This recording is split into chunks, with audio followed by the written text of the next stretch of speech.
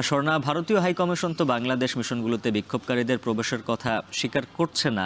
আজকের তলবে হাইকমিশনারকে আর কি কি বিষয়ে প্রতিবাদ জানানো হয়েছে, বিস্তারিত আর কি তথ্য রয়েছে জানাবেন।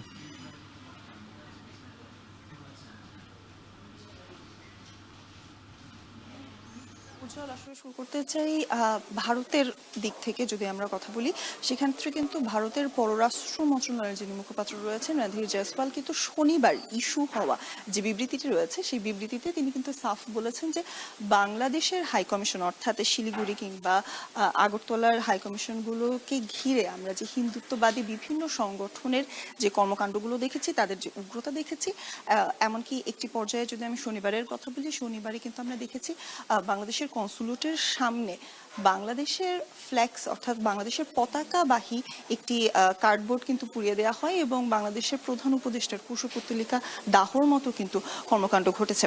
তবে এই ধরনের কর্মকাণ্ডের পরও কিন্তু আমরা দেখেছি ভারতের পক্ষ থেকে বিবৃতিটিতে সাফ জানিয়ে দেওয়া হয় যে এই ধরনের কোনো হুমকির মুখে কিন্তু নেই বাংলাদেশের কনসুলেট। তবে তারপরও বন্ধ রয়েছে শিলিগুড়ি এবং আগরতলার ভিসা কেন্দ্রগুলো, এবং তার পাশাপাশি কিন্তু আমরা দিল্লি এবং মুম্বাইও দেখেছি এ ধরনের ভিসার প্রক্রিয়া যেগুলো রয়েছে সেগুলো কিন্তু বন্ধ থাকতে। এবং তার পাশাপাশি আজকের কথা যদি বলি, প্রণয় ভার্মাকে কিন্তু আছে তলব করা হয় এবং জরুরি তলবে তাকে কয়েকটি জিনিস কিন্তু বলা হয়েছে। প্রথমত, বাংলাদেশের যে হাইকমিশনগুলো রয়েছে কিংবা কনসুলেটগুলো রয়েছে সেগুলোর নিরাপত্তা নিশ্চিত করা এবং উগ্র হিন্দুত্ববাদ এর মতো যে সহিংসতা ছড়ানোর মতো যে ব্যাপারগুলো রয়েছে সেগুলো থেকে বাংলাদেশের কনসুলেটকে রক্ষা করা, এবং তার সাথে সাথে বাংলাদেশের ভাবমূর্তি যেন ক্ষুণ্ণ না হয় সেই ধরনের বিবৃতি দেয়া থেকেও কিন্তু বিরত থাকার কথা বলা হয়েছে। এবং শুধুমাত্র স্থাপনা নয়, এছাড়াও কিন্তু আরেকটি জিনিস নিয়ে বলা হয়েছে। গত কয়েক দিনের কথা যদি বলা হয়, বাংলাদেশে পোশাক শ্রমিকের মৃত্যু কিংবা তার আগের কথাও যদি বলা হয়, বিভিন্ন ক্ষেত্রে কিন্তু ভারতের পক্ষ থেকেও বিভিন্ন ধরনের বিবৃতি কিন্তু পাওয়া যাচ্ছে। সেই বিবৃতিগুলো থেকেও কিন্তু আসলে পরিহারের কথাও বলা হচ্ছে। এবং তার পাশাপাশি আমরা যদি 16ই ডিসেম্বরে ভারতের হাইকমিশনারের যে অনুষ্ঠানটি ছিল তার পরিপ্রেক্ষিতেও আমরা দেখেছি 17 ডিসেম্বর তাকেও তলব করা হয়েছিল।